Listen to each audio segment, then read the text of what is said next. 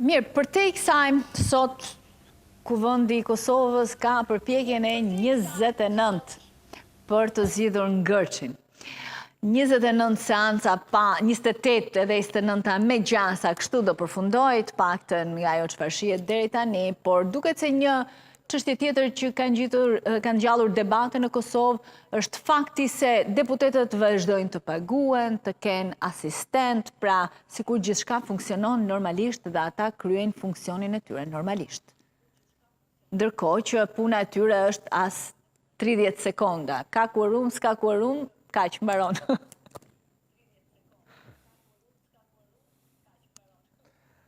Them drejtën, Smeralda, nuk ka filluar që të bëhet problematike dhe të themi diçka për këtë situatë. Kjo për faktin se,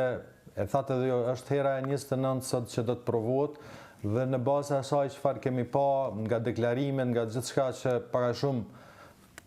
ta jep një pasqyrë të asaj se çfarë pritet të ndodh, sot është para shumë përsëritje e atyre 28 herave të mëhershme, pra ku deputetët do të mblidhen, me gjatë do të jetë pritja për të filluar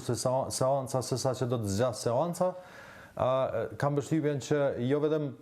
kryesuesi, po gjithë mediat, gazetarët edhe vetë publiku që e ka përcjell gjatë kësaj kohe, para shumë e ka mësuar përmendsh edhe atë pjesë të tekstit që zoti Dehari e thot në seancë, zakonisht ndryshimi vetëm ndodh nëse qëllon ndonjë ditë ku duhet kemi një minutë heshtje për ndëru ndonjë ditë apo ndonjë person të caktuar, ndonjë emër të njohur të Kosovës që mund të ketë qenë rastësi, pra që të rastësisë me datat që mbahen seancat, kështu që me të thonë drejtë nuk po di më çfarë themi më. Ajo çfarë pam djet paktën është një reagim i ripërsëritur, po themi, i zotit Abdigjiku, i cili prap bëri thirrje pra që të ketë një lloj bashkëpunimi gjithë partijak në mënyrë që të kemi një qeverisje teknike, po them gjithëpërfshirëse për ta tejkaluar situatë. Po ashtu ai ka bërë të ditur që gjatë ditës së sotme apo gjatë kësaj jave do të paraqesë edhe atë planin 15 pikësh mbi të cilin ai beson se do duhet të funksiononte kjo qeveri gjithpartijake, pra ku do të merrin pjesë të gjitha partitë, pavarësisht faktit që ai e thot idenë që ndoshta Kosova si demokraci nevojitet edhe opozita, por në një situatë të tillë mënyra më e mirë do të ishte pra të kemi një qeveri gjithëpërfshirëse, sa për të kalu këtë situatë, por patjetër edhe për të përfunduar ndoshta disa nga temat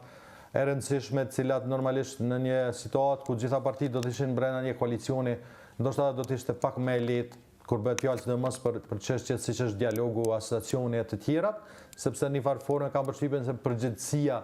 do të shpërndahej që të gjithë nga pak dhe pastaj paktën nuk do ta kishin si mundësi që të akuzojnë njëra tjetrën në fushata elektorale apo kur do tjetër se ti e bëre këtë dhe nuk e bëre këtë, por megjithatë duket se kjo është thjesht një dëshirë më shumë se sa që mund të bëhet realitet. Në anën tjetër ajo çfarë shihet si më problematike për mendimin tim është një farë forme mos reagimi i lëvizjes dhe vendosje në asnjë formë, pavarësisht faktit se nuk i ka numrat e nevojshëm për ta zgjedhur zonin Haxhiu, nuk po bën asnjë hap të vetëm për ta tejkalu këtë situatë dhe thjesht ajo çfarë po bën është duke hedhë fajin tek partitë ish opozitare, që unë nuk po them se nuk kanë një përgjegjësi edhe ato në mënyrën e tyre, por normalisht që këtu përgjegjësia bie tek partia më e madhe, e cila e ka obligim dhe ja,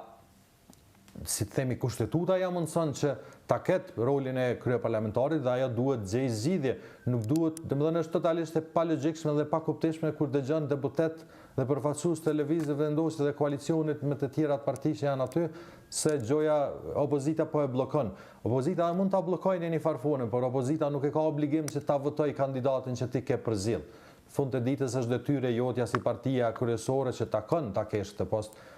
ti sigurosh votat. Por po ashtu, të them drejtën, Smeralda, po e shoh pak të parasyshme edhe mungesën e një reagimi nga ana e zonjës Osmanit, që dua të besoj që gjatë kësaj jave edhe mund të kemi diçka, sepse të paktën kështu ula të